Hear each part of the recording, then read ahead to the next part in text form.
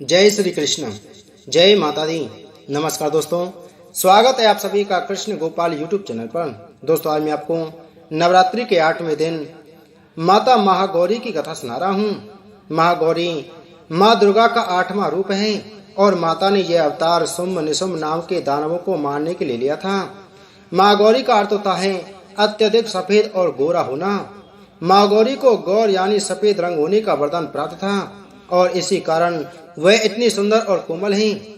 माता महागौरी को अक्सर माता पार्वती का ही एक रूप कहा जाता है, क्योंकि माता पार्वती की तपस्या के कारण ही उन्हें महागौरी अवतार प्राप्त हुआ था। माता महागौरी के गोरे रंग के कारण ही उन्हें अक्सर शंख या चंद्र की सुंदरता से भी उपमित किया जाता है। माता पार्वती के रंग के जैसे उनके कपड़े, श्रृंगार, वाहन और शस्त्र भी सफेद और सुंदर हैं। माता पार्वती की आयु 8 वर्ष की मानी जाती है। उनका स्वभाव बहुत कोमल और सौम्य है। माता महागौरी के नीचे वाले दाहिने हाथ में हमेशा एक शूल होता है, जबकि उनका ऊपर वाला दाहिना हाथ हमेशा अभय मुद्रा में ही होता है।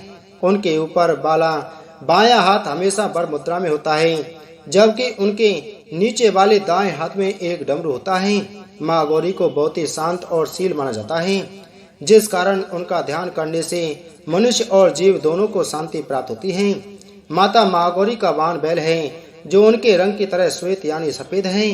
ऐसी मान्यता है कि एक दिन शिव जी ने ब्रह्मा जी के कहने पर माता पार्वती को उनके काले रंग के कारण बहुत चढ़ाया और उन्हें परेशान कर दिया।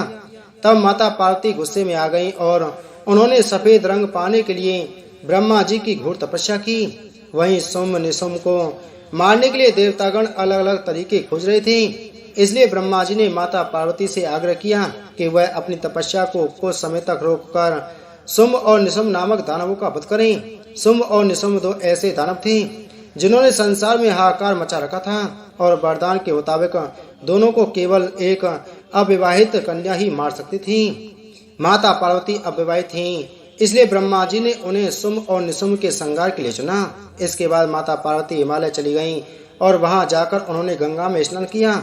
जैसे ही वह गंगा में स्नान करने गईं, उनकी काली त्वचा उनके शरीर से धुल गई और वह एकदम सफेद हो गईं। माता पार्वती सफेद वस्त्रों में गंगा से बाहर आईं, जिसमें वह बहुत ही सुंदर दिख रही थीं। इसी के बाद से उन्हें महागौरी की उपाधि प्राप्त हुई। इसके बाद माता ने काली से कालिका, चंद्रघंटा और चामुंडा अवतार लेकर बड़े बड़े दानवों का संहार किया। फिर माता महागौरी वापस अपने काली रूप में आई और उन्होंने शुंभ व निशुंभ का वध किया। शुंभ और निशुंभ के संहार के बाद माता काली वापस महागौरी के रूप में प्रकट हुई और तभी से उनका नाम महागौरी पड़ा। शुंभ और निशुंभ को मारने के बाद ही माता पार्वती को शिव पुराण में महासरस्वती और अम्बिका की उपाधि मिली।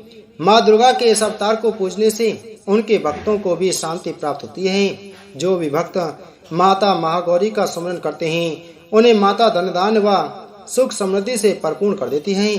कहते हैं, यदि माता के विशेष मंत्र का पूर्ण मन योग से ध्यान किया जाए तो सभी इच्छित वस्तुओं की प्राप्ति होती है। ओम देवी महागौरे नमः अर्थात ओम के समान समस्त लोक को अपने में समाहित करने वाली गौरी हमें अपनी शरण प्रदान करें और हमारे दुखों का नाश करें। हम भी माता को बारंबार नमस्कार करते हैं। माता महागौरी के रूप को अलौकिक सिद्धियों का वर प्राप्त है। उनका दिया हुआ हर आशीर्वाद भक्तों के सभी कष्टों को नष्ट कर देता है। इसी के साथ साथ महागौरी के मंत्रों का जाप करने से असंभव कार्य भी संभव और पूर्ण होते हैं। बोलो माता महागौरी की जय।